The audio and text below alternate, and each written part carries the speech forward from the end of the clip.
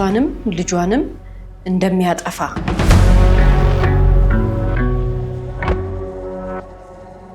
ይሄን ነገር ለማንም ታወራና እገልሃለሁ እያለ ይዝትበታል። እሱ ግን ሳቀባት።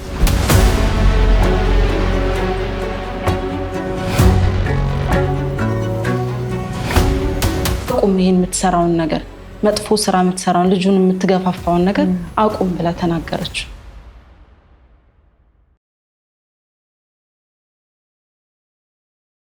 ሰላም የስለ ፕሮግራም ተከታታዮቻችን፣ ስለ ህይወት ቲቪ በየሳምንቱ በዚህ ሰዓት ይዞላችሁ የሚቀርበው ፕሮግራማችን አሁን ይጀምራል። ስለ ህይወት ፍርድ የተሰጠባቸውን እውነተኛ ወንጀል ታሪኮችን ለእናንተ ለተመልካቾች በድራማ መልክ እያቀናበርን ይዘን የምንቀርበው ፕሮግራም ይሆናል። የዛሬውን ፕሮግራም ይዘንላችሁ የቀረብነው እኔ ብስራት ገመቹና ቃል ኪዳን ታደሰ አንድ ላይ በመሆን ነው። እስከ ፕሮግራማችን ፍጻሜ ድረስ አብራችሁ እንድትቆዩ እንጋብዛለን። እናመሰግናለን። ይህ 18 ዓመት ያልሞላው ታዳጊ ወጣት እጁ እየተንቀጠቀጠ ፍርሃትና ድንጋጤ ውስጥ ሆኖ ለፖሊስ ሳይሆን ለእናቱ ደውሎ ባህር ማዶ በሀገር አሜሪካ በትንሹ አፓርትመንት መኝታ ክፍሏ ውስጥ ከ16 ሰዓት ስራ በኋላ ደክሟት የተኛችው እናቱ እኩለ ሌሊት አልፎ ልጇ ሲደውል በኃይል ደነገጠች። በደከመው እንቅልፏ በደንብ ሳትነቃ ምን ነው ልጄ በደህና ነው ብላ ጠየቀችው። ልጇ መጀመሪያ ዝም አላት። በኃይል ከተነፈሰ በኋላ ግን እማዬ ትልቅ ጥፋት አጠፋው አላት። ልቧ በኃይል መታ። ሁለቱም ለሴኮንዶች ዝም አሉ።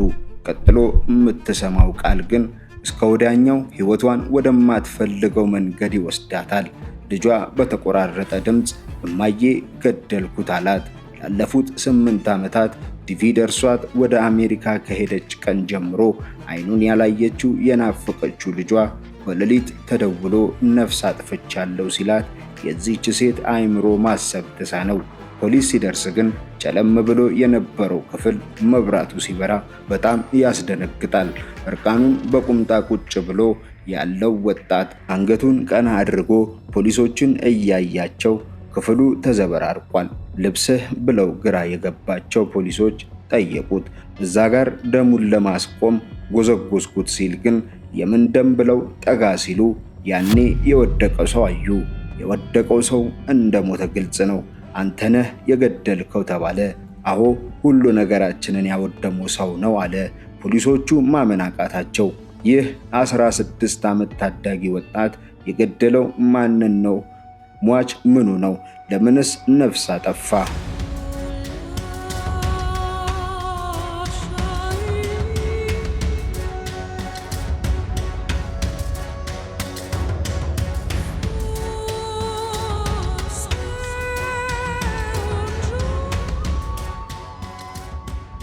መንገዱን ከመጀመሩ በፊት ይህ ልጅ በአይኑ ቆሞ የሚፈልገው የእናቱን ቤት ነው። ግራ ገባው። ቤቱ እንደ ደመና የተነነ ይመስል ሜዳ ሆኗል።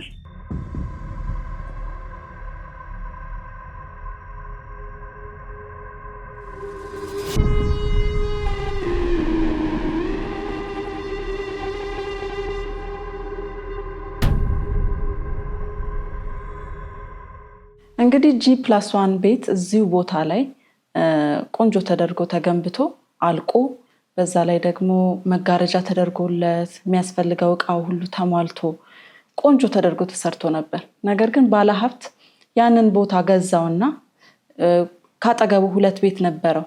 ሁለቱም ቤቶች አንድ ላይ ከዚህኛው ከG+1 ጋር አብሮ አፍርሶ አፓርትመንት ለመስራት እቅድ ስላለው ባለሀብቱ እንግዲህ ያንን ቤት አፈረሰ ማለት ነው። ይሄ ልጅ ያ ባለሀብት ቤቱን እንዳፈረሰው አያውቅም።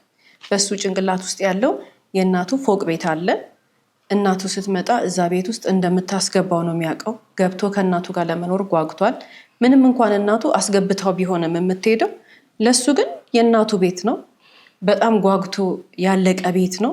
መፍረሱን ምንም የሚያውቀው ነገር የለም። ምንድነው ያደረገው? እንደለመደው ሊያየው ነው ሄዱ። ሲደርስ በቦታው ምንም የሰራው መረጃ የለም።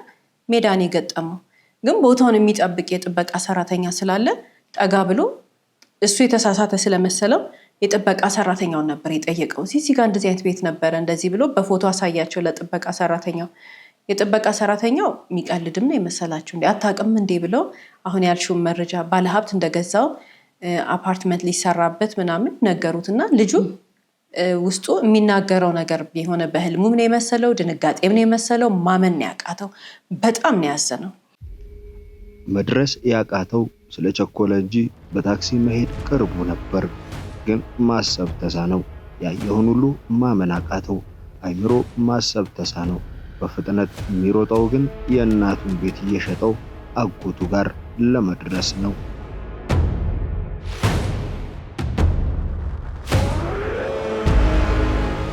ስራ ቀዝቀዝ ብሎ ሲያማርር የሰነበተው አጎት ብቻውን ተቀምጦ ሂሳብ ይሰራል፣ ይቀንሳል፣ ይደምራል። በሩን ዘግቶ ለብቻው ባለበት ስራ ቦታ የእህቱ ልጅ ሳሚ ከ8 ዓመቱ ጀምሮ ያሳደገው ልጅ ግን ፊት ለፊቱ እየተንቀጠቀጠ ያየዋል። በእርግጥ ላለፉት 2 ሳምንታት የሰነበቱት ቅሬታ ውስጥ ሆነው ነው። የዛሬው ድባብ ግን እጅግ ከባድ ነው። ቤቱ የት አለ ብሎ አፈጠጠበት። ቀና ብሎ ሳያየው ምን ነው ብሎ ጠየቀው። ሳሚ ስልኩን አውጥቶ የእናቴ ፎቅ ባዶ ሜዳ ሆነ እኮ ብሎ ጠየቀው። አጎት የሚሰራውን አቆመ። አሁን ገና ቀና አለ። ግን ድንጋጤው ዋጥ አደረገና ተኮሳተረ። ገንዘቡ ስላስፈለገኝ ሸጥኩት፣ ችግር አለ ብሎ ወደ ስራው ተመለሰ። የሳሚን ቁጣ፣ ንዴትና ስሜት በፍጹም ያልተረዱ አጎቱ ለጠየቀው ሁሉ መልሱ ንቀት ነበር። ሳሙኤል የእናቱ ገንዘብ መባከን ብቻ ሳይሆን የሱ የወደፊት ተስፋ ከቤቱ ጋር የተያያዘ ነው። ሁኔታውን ያልተረዳው አጎቱ ግን ጥያቄውን እያናነቀ ሲያናግረው ሳሙኤል ትዕግስቱ አለቀ። ኃይለ ቃል መመላለስ ጀመሩ። በተለይ እናትህ ካንተ በላይ ገንዘብ መርጣ ሄደች ሲለው ሳሙኤል ራሱን መቆጣጠር አቃተው። ሰው በሌለበት ገላጋይ መሃል በማይገባበት ሁኔታ ተናነቀ። ሳሙኤል በጉልበት በልጦ አጎቱ እጁን ሰጠ። ብዙም ደቂቃ ሳይቆይ ሕይወቱ አለፈ። ሳሙኤል እንደ ሞት አልተረዳም። ተነስቶ የሚመታውና የሚጮህበት ነበር የመሰለው። ግን አጎቱ ዝም አለ። ተጠግቶ ቀሰቀሰው። መልስ አጣ። የአጎቱን ዓይን ግማሽ ተገልጦ ሲያይ ግን አንድ ነገር ተረዳ። አጎቱ በሕይወት የለም። ሰው ባያየውም ግን ውስጡ ስህተቱን ለመደበቅ አቅም አጣ። መሬት ላይ ተቀምጦ ውስጡ ማሰብ ጀመረ። ግን የአጎቱ ደም እየፈሰሰ ወደ አጠገቡ ሲመጣ ደነገጠ። ለማመን ከበደው። ያገኘውን ጨርቅ አንስቶ የራሱን ልብስ እያወለቀ ደሙን ማጽዳት ጀመረ። በመሃል አሁንም ያገኘውን የሱ ያልሆነውን ጨርቅ ወስዶ አጎቱ አጠገብ ሲጎዘጉዝ ነበር።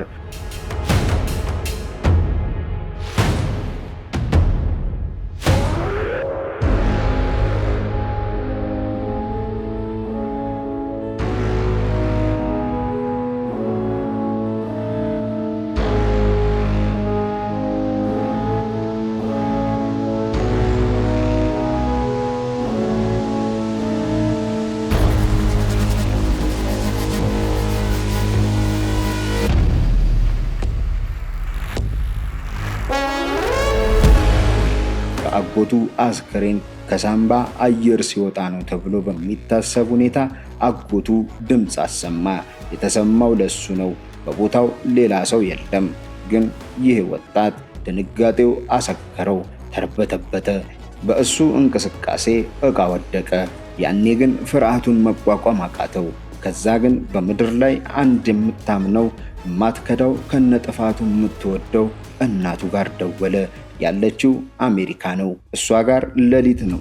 ተኝታ ነበር። አንዴ ጠራ፣ ሁለተኛ ጠራ፣ ሶስተኛ ሲጠራ ነበር ያነሳችው። ሄለው አለች በእንቅልፍ ልቧ። ምን ነው በዚህ ሰዓት ደወልክ ስትለው አይመልስም። ልጄ ምን ነው ብላ ከእንቅልፏ ነቃች። ደነገጠች። ልጅ በፍርሃትና በጭንቀቱ ውስጥ ሆኖ ግን ሁሉንም ነገር ለእናቱ ነገራት። እናት በደቂቃዎች ልዩነት የልጇ ሕይወት እንደተቀየረ እርግጠኛ ሆነች። ላለፉት 8 ዓመታት በሰዓቷ ሳትተኛ፣ በሰዓቷ ሳትበላ፣ አንድም ጊዜ ሳትመጣ ስራ ብቻ እየሰራች ገንዘብ እየላከች የረዳችው ልጇ ሕይወቱ ተበላሸ ብላ ውስጧ የተሰማውን መገመት ቀላል ነው። እንግዲህ እናት ጨርቄን ማቄን ሳትል ለ8 ዓመት ያህል ወገቧን ስር አድርጋ የሰራችው ቤት ነው። ቆንጆ ቤት ሰርታለች። G+1 በጣም የሚያምር ቤት ሰርታለች። ለፍታ ጥራ ግራ ብዙ ስራ እየሰራች እንቅልፏን አታ ቆንጆ ቤት እዛ ቦታ ላይ እንግዲህ እንዲገነባ አድርጋለች። ከዛ በተጨማሪ እቺ እናት እንግዲህ ሌላኛው ጥንካሬዋ ደግሞ ኦልሞስት ፕሮሰሱን አድርጋ እየጨረሰች ነው ልጇን ወደ አሜሪካ የምትወስድበት። ልጁ አሁን 16 ዓመት ከ4 ወር ነው። 18 ዓመት ሳይሞላው ለመውሰድ ነው እሷ የምትፈልገው። የራሷ ምክንያት አላት። ስለዚህ ሁሉን ነገር ጓጉታ ጨርሳ በዚህ በኩል ቤቱን ሰርታለች፣ በዚህ በኩል ደግሞ ልጇን ለመውሰድ ፕሮሰሱን በሙሉ አሟልታ ጥቂት ነገር ነው የቀራት። አሁን የሚያጓጓት ነገር እስከሚሄድ ድረስ ልጁን አዲሱ ቤት ማስገባትና ከዛ በተጨማሪ ደግሞ ልጇን ወደ ውጭ ሀገር መውሰድ ነው። ጊዜው ፕሮሰሱ ሲደርስ ደግሞ ጨርሳ ወደዛ ለመውሰድ ነው በጣም የጓጓችው። ልጁ ደግሞ በጣም ጓጉቷል። እናቱ ከአሜሪካ መታ አብረው አሜሪካ ኤምባሲ ገብተው ፕሮሰሱ አልቆ በቃ ቪዛው እጁ ላይ ደርሶ ያለው ጉጉት ለመሄድ በቃ እሱ ይሄን ነገር ብቻ ነው ውጤቱን ሰክሰሱን ብቻ ነው የሚያስበው። በቃ መታ በቃ የናፈቀውን እናት አግኝቶ ስሞ ከዛ ደግሞ ይሄም ደግሞ ተከናውኖለት ከሷ ጋር አብሮ እዛ ለመኖር ነው ሐሳቡ። እንግዲህ በጣም ጓጉቷል። ሌላው ልጁ ደግሞ በጣም የጓጓው እናቱ ወደ ኢትዮጵያ መታ ፕሮሰሱን እንዳልሽ ከማድረግ በተጨማሪ ቤቱን እንድታየው ፈልጓል። ምክንያቱም የለፋችበትን ቤት የጓጓችው ቤት እንዲኖራቸው ያ ሁሉ ጥረት ያደረገችው የደከመችው ነገር ቃክ ስለገባባለት መጋረጃ ምናምን ስለተሰቀለለት ቤቱ ሁሉ ነገሩ ስለተስተካከለ በጣም ጓጉቶ ነበር እናቱ መታ ቤቱን እስከምታየው ድረስ። ለዚህ ነው ልቡም የተሰበረው መፍረሱን ሲያቅ። እናቱ እናት ነችና ድንጋጤዋን ወጥ አድርጋ ልጇ ቀጥሎ ማድረግ ያለበትን ማስረዳት ጀመረች። በእርግጥ ልጅ ብቻውን በዛ ሱቅ መሆኑ አሳሰባት። ልጇ የፈለገው መሮጥ፣ መደበቅ፣ ማምለጥ ነው። ከተያዘ ከዚህ በኋላ ደግሞ ተጨማሪ ዓመታት የናፈቃት እናቱን ተለይቶ እንደሚኖር ተረድቷል። ከዚህ በኋላ የለፋችለት እናቱ ድካሟ ሁሉ ከንቱ እንደሆነ አውቋል። ደጋግማ እንዲረጋጋና እሷ የምትለውን እንዲያደርግ ጠየቀችው። ልጅ ግን እባክሽ ላምልጥ፣ ልደበቅ፣ የአሜሪካ ጉዞዬ ይስተጓጎልብኛል እያለ ተማጸናት። እናቱ በመጨረሻ ግን አሳመነችው። ብዙ ተከራክራ ሐሳቧን እንዲቀበላት አደረገችው። ከዚህ በኋላ ልጇ የወጣትነት ዘመኑን ሁሉ ማረሚያ ቤት እንደሚቆይ እያወቀች ወደ ፖሊስ እንዲደውል አደረገችው። ፖሊስ በቦታው ሲደርስ ግን ሁኔታው እጅግ ያስፈራል። ራሱ የሱቁን አድራሻ፣ የመንገዱን መታጠፊያ፣ የሱቁን በር አይነት ሁሉ እየተናገረ በቦታው ፖሊስ ከተፍ አለ። ልጅ ወደ ጣቢያ ተወሰደ። 18 ዓመት አልሞላውም። አጠገቡ ሰው የለም። ዘመድ ተጠራ። ግን ሕጋዊ አሳዳጊ አጎቱ ብቻ ሲሆን እሱም ሞቷል። ታዲያ ቃል ሲሰጥ ፖሊስ የአጎትየውንና የልጁን ነገር ተረዳው። በዚህ ሁኔታ ነበር ምስክር የሆኑ ሰዎች ልጅ የተናገረው እውነተኛ ህይወታቸው ግን ከባድ ነው። ይህ ታዳጊ ወጣት በእርግጥ ያሳለፈው ጊዜ እጅግ ከባድ ነው። ከ8 ዓመቱ ጀምሮ አጎቱ አብሮት እየተኛ ሁለቱ ብቻ ነው የሚኖሩት። አጎቱ እያበሰለ እያጠበ ትምህርት ቤት እየላከ ቢያሳድገውም ነፍሱን በደንብ ካወቀ ጀምሮ ግን ከባድ ነገር እያየና እየተነገረው ያደገ ልጅ ነው። ፖሊስ ፊት ቀርቦ ፈራ ተባ እያለ የሚናገረው ነገር በፍጹም ግልጽ አልነበረም። ናትናኤል የተባለ አብሮ አደግ ጓደኛው እናት ትምጣና ትናገርልኝ አለ። የናትናኤል እናት ግን ልጁ መናገር ያፈረውን ገለጸች። አጎቱ ልጅ ብዙ ሊያይ የማይገባውን የነውር ቪዲዮ በቴሌቪዥን ከፍቶ እያሳየ ያሳደገው ሲሆን በተደጋጋሚ የሚያሳየው የነውር ቪዲዮ ግን በተቃራኒ ጾታ ሳይሆን በተመሳሳይ ጾታ መካከል የሚደረግ ነው። ታዲያ እያሳየ እያወራ ሊያለማምደው ሲሞክር ሕፃኑ ግን ፈርቶና ተጨንቆ ለእናቱ ሳይናገር ለሌላ ጓደኛው ያየውን ተናገረ። ያኔ ሕፃን እድሜው ከ10 አይበልጥም ነበር። ሲጨንቀው የተነፈሰው ደግሞ ለጓደኛ ለናትናኤል ነው። ይህች ሴት ልጇ ቀጥታ የሰማውን ነገራት። የናትናኤል እናት የሰማችውን ማመን አቃታት። ግራ ገብቷት ተጨንቃ ሰነበተች።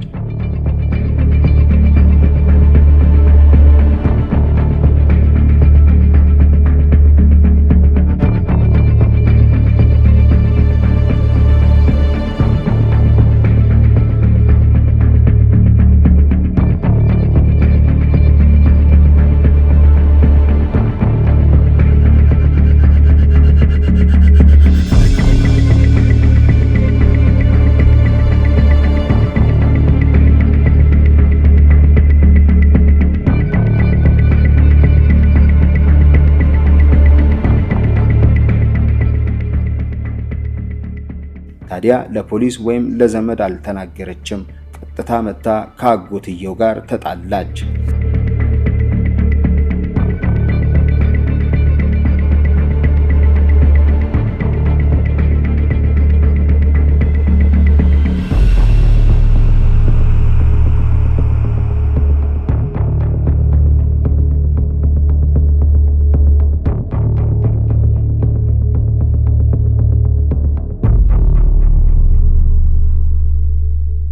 እንግዲህ የልጁ ጓደኛ እናት መታ ላጎትየው ምን ትለዋለች? የምትሰራው ስራ መጥፎ ስራ ነው እያሳየ ያለው ቪዲዮ ልጁን የምትገፋፋው የምትጎተጉተው እንዲያደርግ የምትገፋፋው መጥፎ ነገር ነው የምታሳየው። ምክንያቱም እያሳየው ያለው ነገር ለመናገርም የሚያሳፍር ነው እና ይህን ነገር ለማስቆም ሄዳ በጣም ተናዳ ተናገረችው።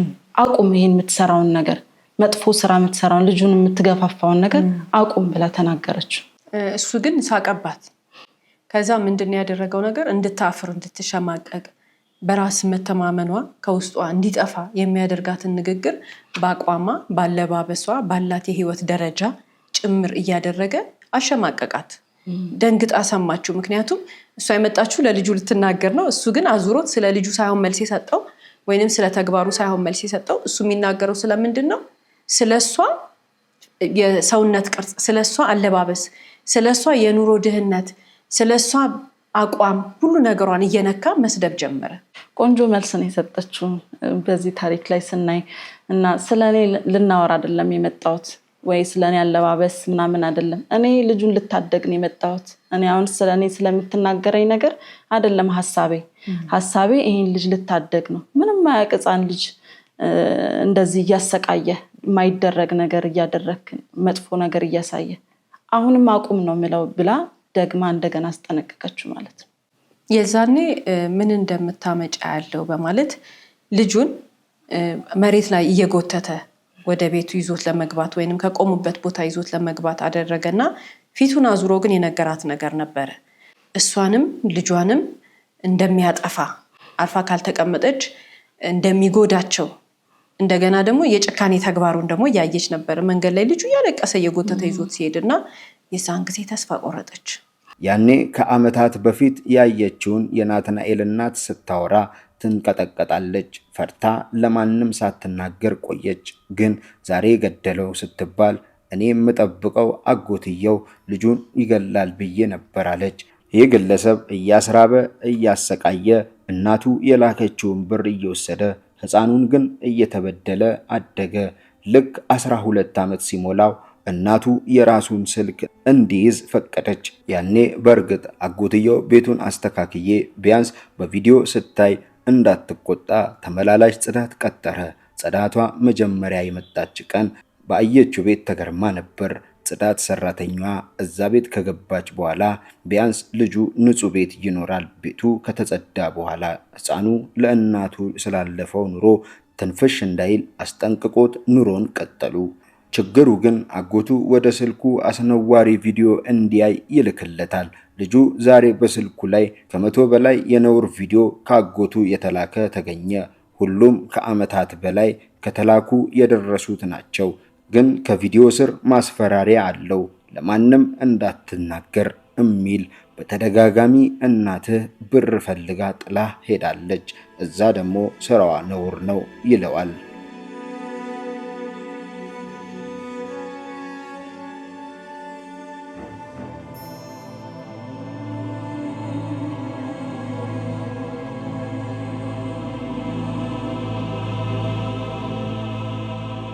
እናትህ እኮ ሰርታ የምታመጣው ጥሩ ስራ እየሰራች አይደለም፣ ብሩን የምትልከው መጥፎ ስራ ነው የምትሰራው።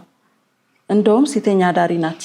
የምትሰራው ስራ እንደዚህ ደስ የሚል የሚያስከብር አይደለም ብሎ እናቱን ይሰድብበታል፣ ያሸማቀቅበታል በጣም። በዚህም መሀል እንግዲህ ልጁ በጣም ተጎዳ። እንደገና ደግሞ ለማንም ትናገርና ይህን ነገር ለማንም ታወራና እገልሃለሁ እያለ ይዝትበታል። ልጁ ደግሞ በዚህ መሃል በቃ ተሳቀቀ። በዛ ላይ በጣም የሚገርምሽ ነገር ምን ይለው ነበረ? አሜሪካ ስትሄድ እናትህ ስትወስድህ እኮ የምትገባበት የፍቅር ህይወት ከተመሳሳይ ጾታ ጋር ነው ይለዋል። ልጁ እንግዲህ ልጅ ነው።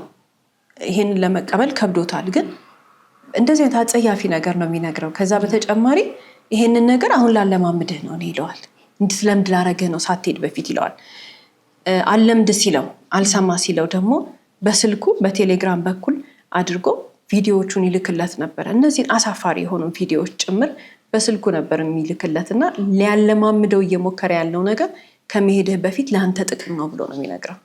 ይህ ልጅ አሁን የደረሰበት እድሜ ላይ ሲደርስ ግን እናቱ አዲስ ቤት ሰርታ እቃው ገብቶ አልቋል።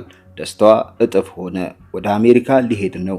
እስከዛው ግን ጽዳት ሰራተኛዋን ይዞ ለብቻው አዲሱ ቤት እንዲገባ እናቱ ተስማምታለች። እናቱ ለወንድሟ ሳታሳውቅ ቤቱን ሰርታ ብትጨርስም ለብዙ ጉዳይ ግን ውክልናውን ትፈልገው ነበርና ታማኝ ነው ብላ ስላሰበች ውክልና ቤቱ ካለቀ በኋላ ተሰርቶ ካለችበት ሀገር ላከችለት። እቃ የገባበት ቤት፣ ፎቅ ቤት፣ አዲስ ቤት አሁን ልጇ እንዲኖርበት ለወንድሟ ነግራው ነበር። እናቱ ከወራት በኋላ ትመጣለች።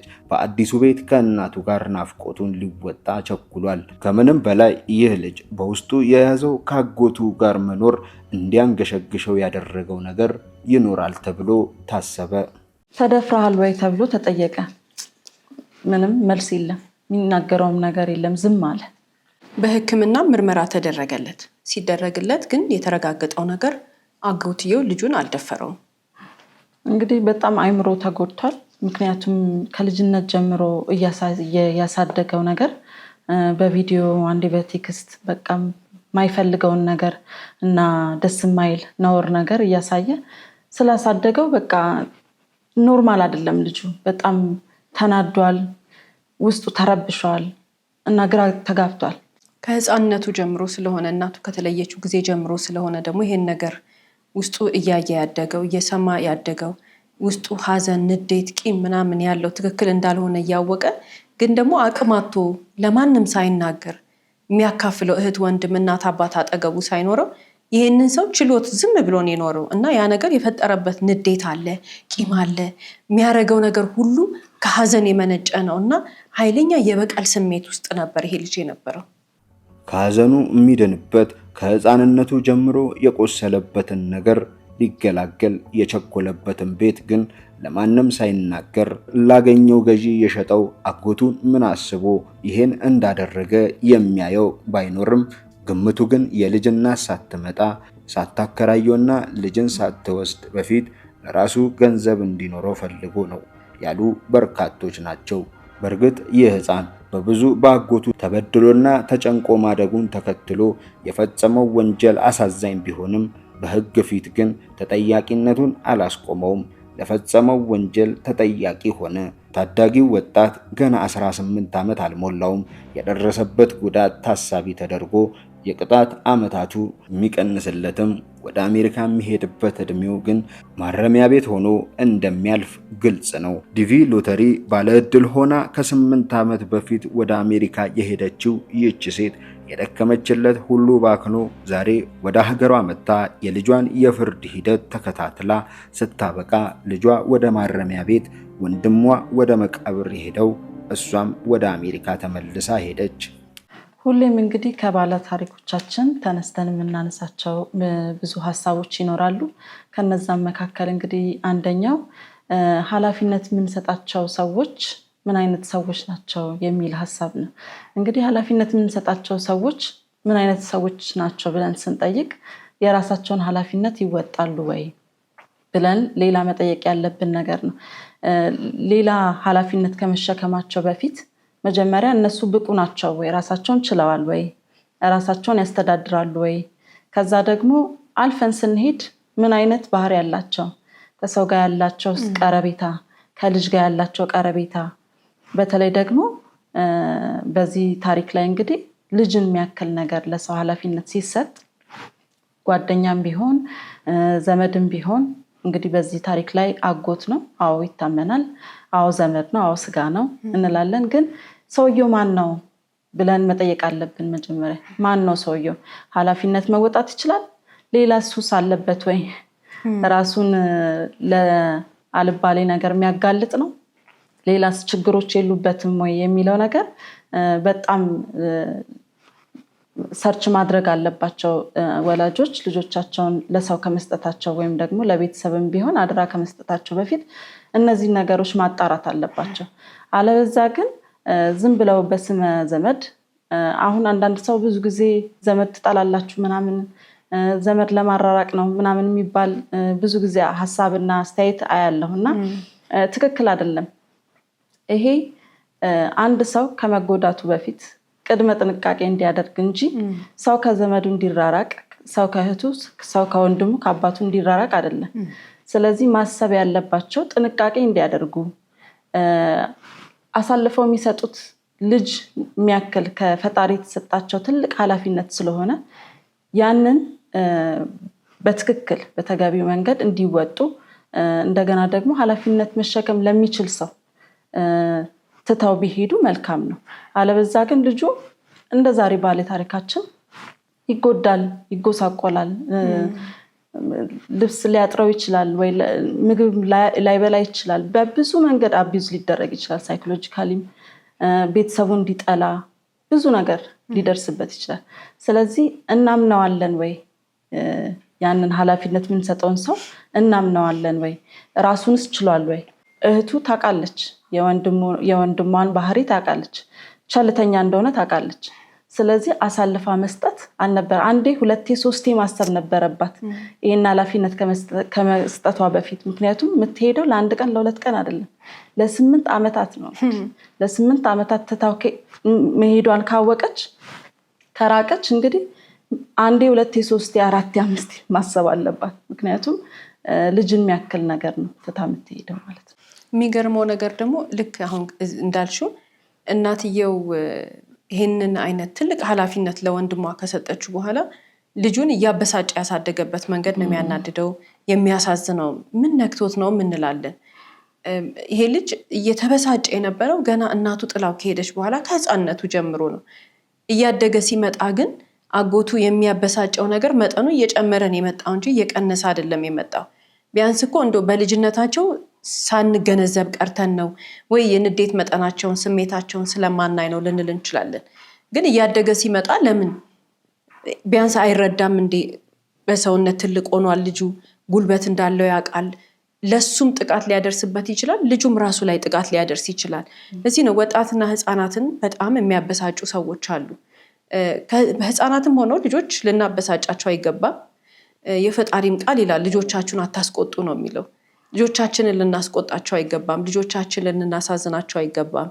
የሁሉም ሰው ልጅ የሁሉም ሰው ልጅ ነው። የእህት ልጅ ሆነ፣ የወንድም ልጅ ሆነ፣ የጎረቤት ልጅ ሆነ የራሳችን ልጆች ናቸውና ልጁ ጉልበት ስለሌለው ወይንም ልጅቷ ጉልበት ስለሌላት የምናስቆጣ ሰዎች ካለን ምን ሊያደርጉን እንደሚችሉ ከዛሬ ባል ታሪኮቻችን እንመልከት። ምክንያቱም ልጆች መቼ ምን አይነት መልስ እንደሚሰጡን አናቅም።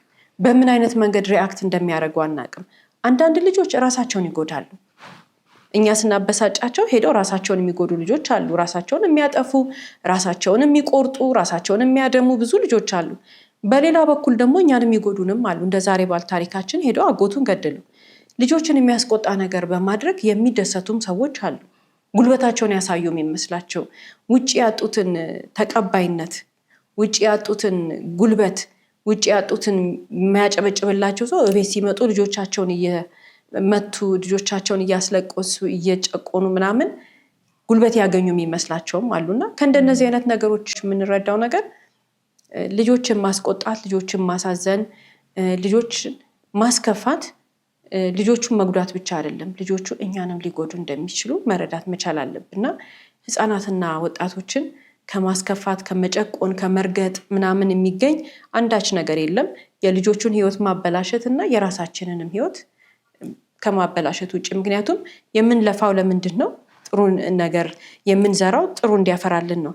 ለምን መጥፎ ዘር እንዘራለን? በራሳችን ፍቃድ፣ በራሳችን ሀሳብ፣ በራሳችን ጭንቅላት ልጆችና ወጣቶች ላይ የምንዘራው ዘር ነገ ጠዋት ጥሩ ሆኖ ስለማይበቅል ይበላሻል።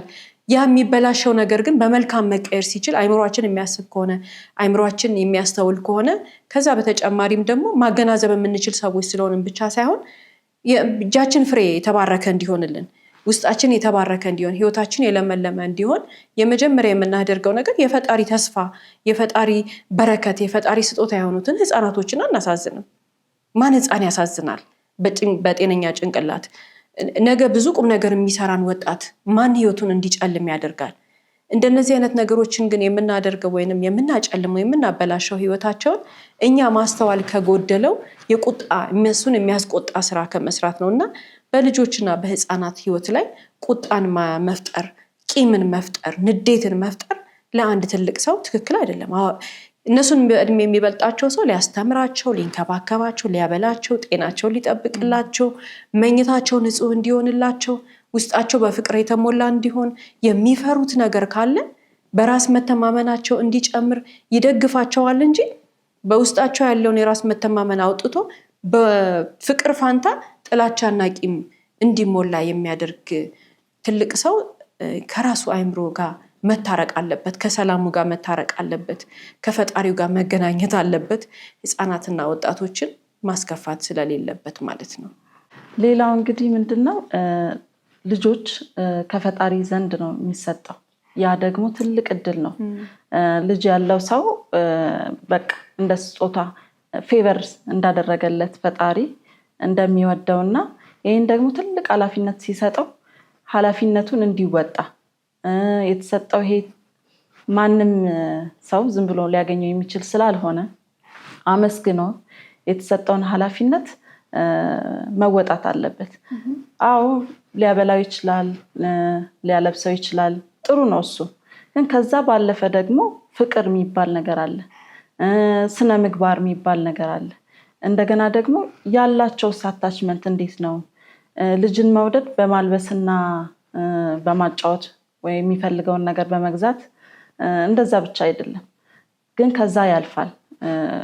የሚወደው ከሆነ ልጁን የሚወደው ከሆነ አንደኛ የወደፊት ትልቅ ሰው ነው የምናሳድገው። የወደፊት አገርን የሚመራ ዓለምን የሚዞር ራሱን የሚያስጠራ አገሩን የሚያስጠራ ቤተሰቡን የሚያስጠራ ትልቅ ልጅ ነው የምናሳድገው። ስለዚህ ታች ከፋውንዴሽን እንግዲህ በጣም መሰረት መጣል ያስፈልጋል ማለት ነው። ልጅ ላይ ብዙ መስራት ያስፈልጋል ማለት ነው። ከባድ ነው። አዎ ሊያደክም ይችላል፣ ሊያታክት ይችላል። ብዙ እንደጠበቅነው ወይ ደግሞ እንዳሰብነው ላይሆን ይችላል። ነገር ግን የተቻለንን ሁሉ መሞከር፣ ኃላፊነታችንን መወጣት ግድ ይለናል። ከማብላት፣ ከማጠጣት፣ ከማስደሰት ባለፈ ማለት ነው።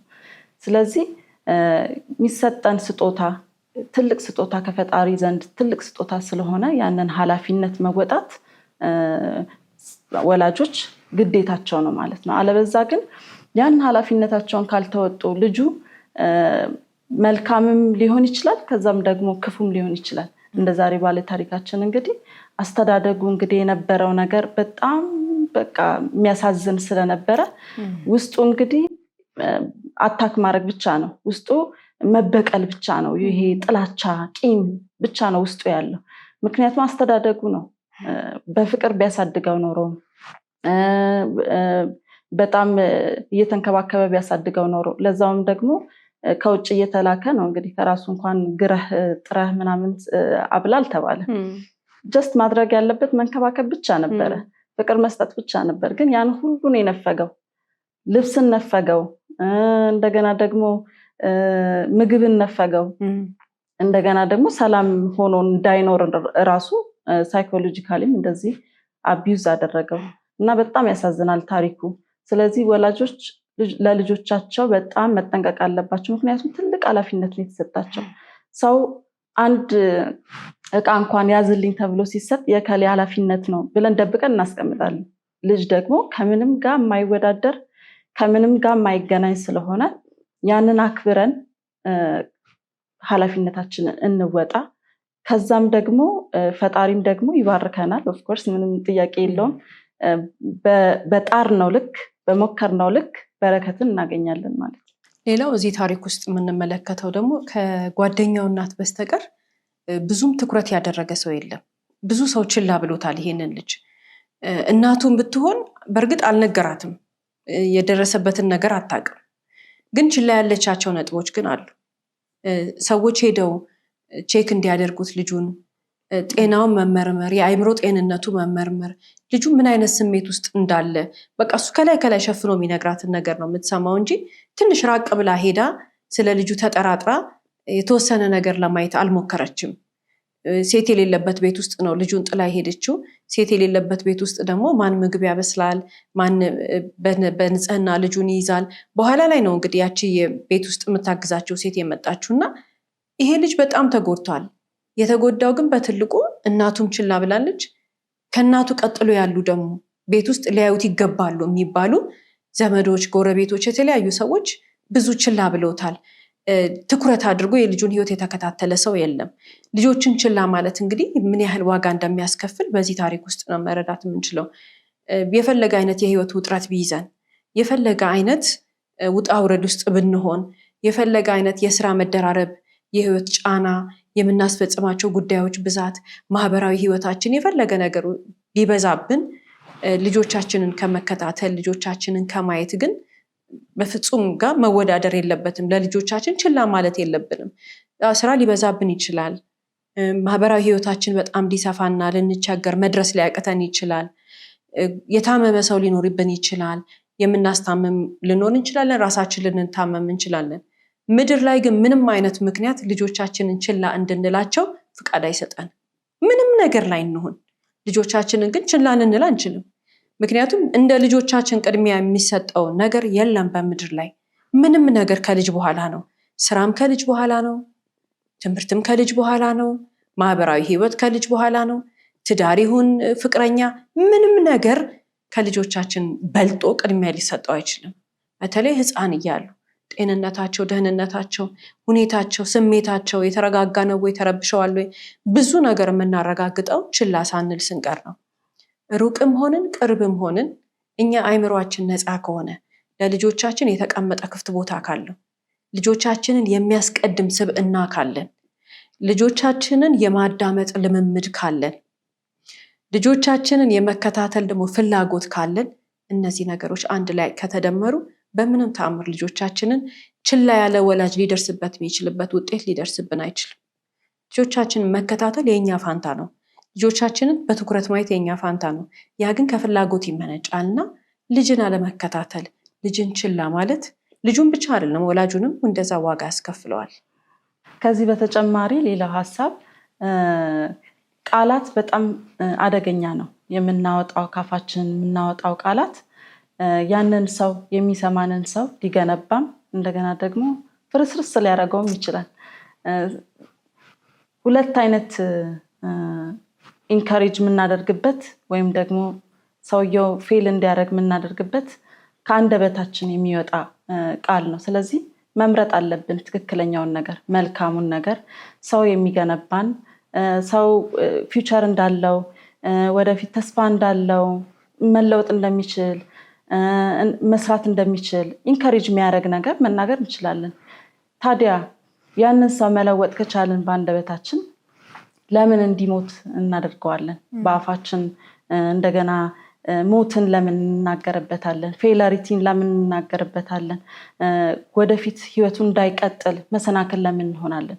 ብዙ ሰዎች አይተሽ ከሆነ እንደዚህ ተብዬ ነው ወይ በልጅነት ሊሆን ይችላል ወይ አክስቴ ወይ አጎቴ እንደዚህ ብላኝ በቃ እንትን አልኩኝ፣ ይሄን ነገር ለማድረግ አልፈለኩም፣ ወይ አቅም የለኝም፣ ወይ አልቻልኩም፣ ዲስካሬጅ ሆኛለሁ የሚሉ ብዙ ልጆች አሉ።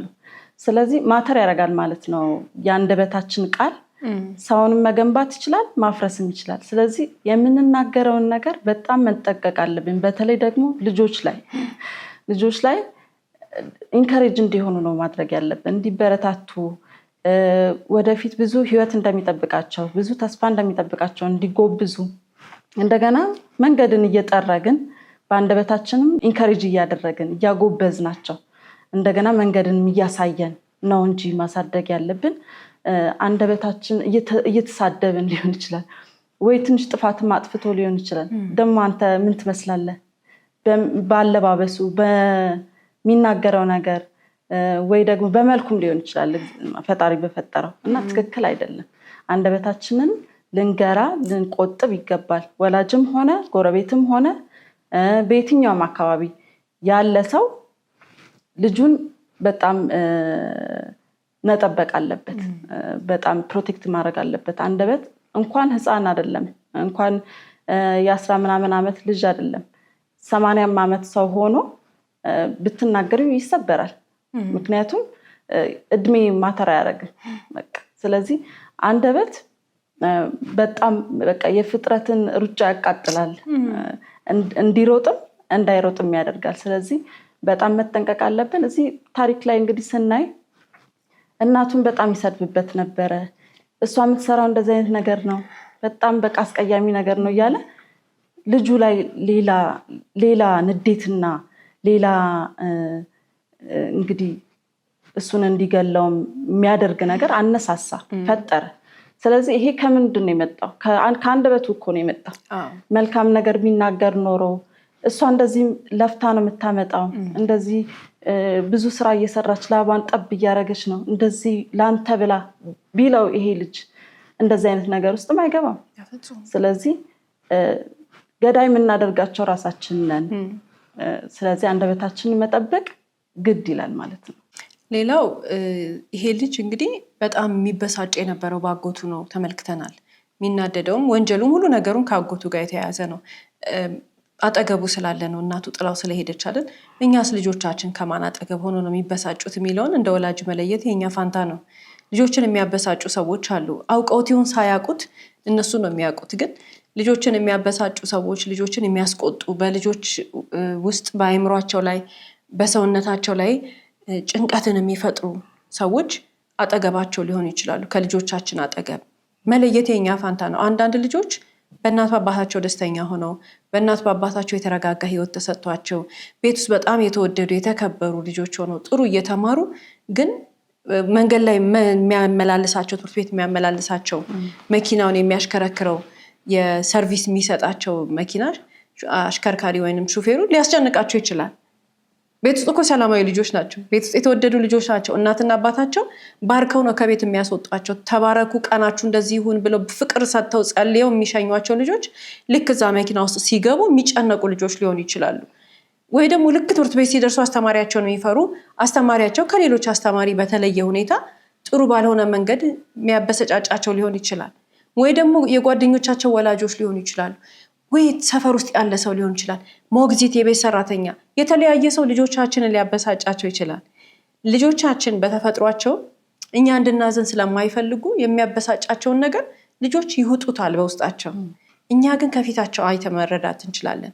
ከሆነ ሰው አጠገብ ሲሆን የሚያሳየንን ፊት እኛ ልብ ካልነው ፊታቸው ያስታውቃል። ልጆች የማይወዱት ሰው የልጅ ውስጥ አይዋሽም። ልጆች ከመሬት ተነስተው ሰውን አይጠሉም። ልጆች ከመሬት ተነስተው ከሰው መራቅ አይፈልጉም። ልጆች ሰውን የሚጠሉት ያ ሰው የሆነ ነገር አለው። የሆነ ነገር ሲባል ደግሞ ጥሩ ያልሆነ ነገር ነው። ልጄ እኔ የማትፈልገው ሰው አጠገብ መሄድ አልፈልግም። ምክንያቱም በልጅ ጭንቅላቷ ከፈጣሪዋ የተነገራት ነው እሱ።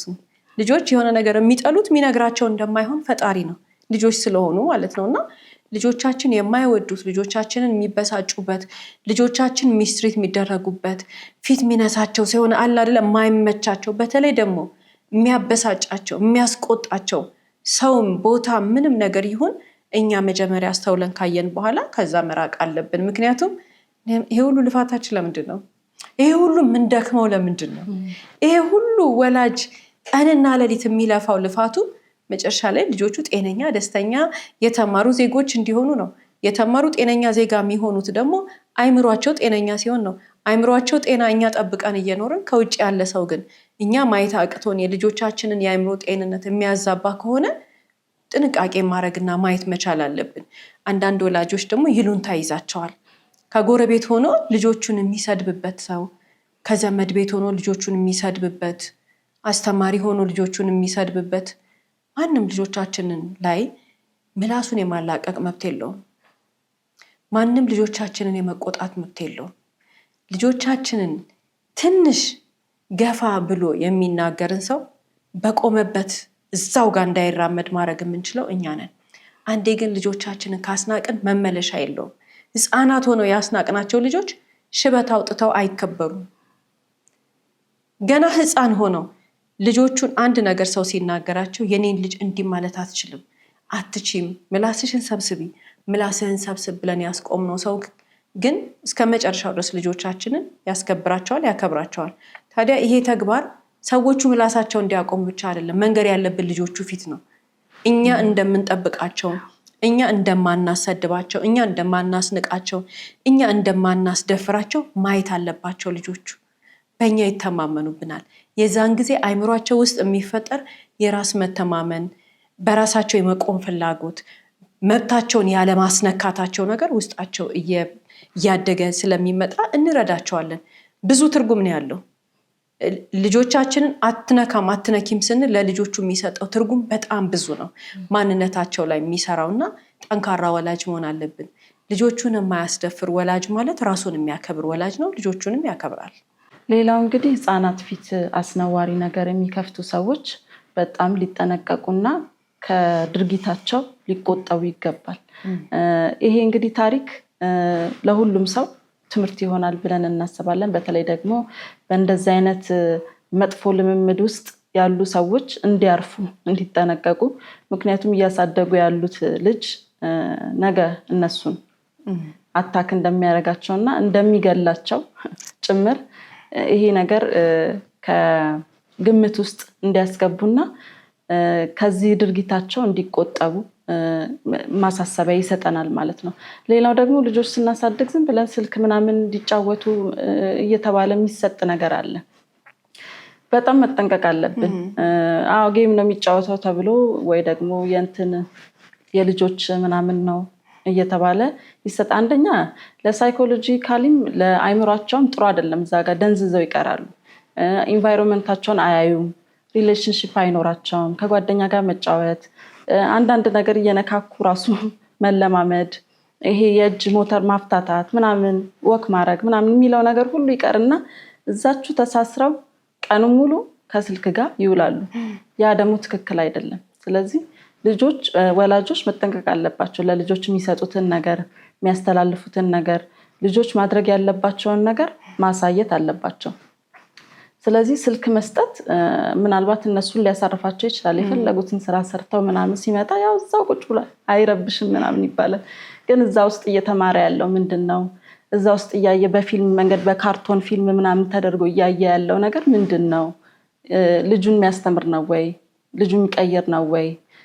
ትምህርት ነው ወይ እውነት የሚለውን ነገር መገምገምና ማየት ያስፈልጋል። ዝም ብለን ስልክ እየሰጠን ዞር ማለት ትክክል አይደለም። ስለዚህ አሁንም ኃላፊነታችንን እንወጣ። እንደዚህ አይነት ነገር የሚያደርጉ ሰዎች ከዚህ ድርጊታቸው እንዲቆጠቡ በዚሁ ሀሳብ ለመስጠት እንወዳለን። ውድ የስለ ህይወት ቤተሰቦች፣ የዛሬ ባለታሪካችን አጎቱን ስለገደለ ህፃን ታሪክ ብቻ ሳይሆን ጥበቃ ያልተደረገለት መሸከም የማይገባውን የተሸከመ ህፃን ባደገ ጊዜ ሊያስከትል የሚችለውን ለመገንዘብ ያስችላል። ህፃናት እየተበደሉ አቅማተው ዝምታን መረጡ ማለት በደሉን ይረሱታል ወይም ረስተውታል ማለት አይደለም። እስከ ፕሮግራማችን ፍጻሜ ድረስ አብራችሁን ስለቆያችሁ እናመሰግናለን። ሳምንት በተመሳሳይ ሰዓት በአዲስ ታሪክ እንደምንቀርብ እየገለጽን እንደተለመደው በአድራሻችን አስተያየቶቻችሁን ላኩልን። እስከ ሳምንት ድረስ ቸርን ሰንብት።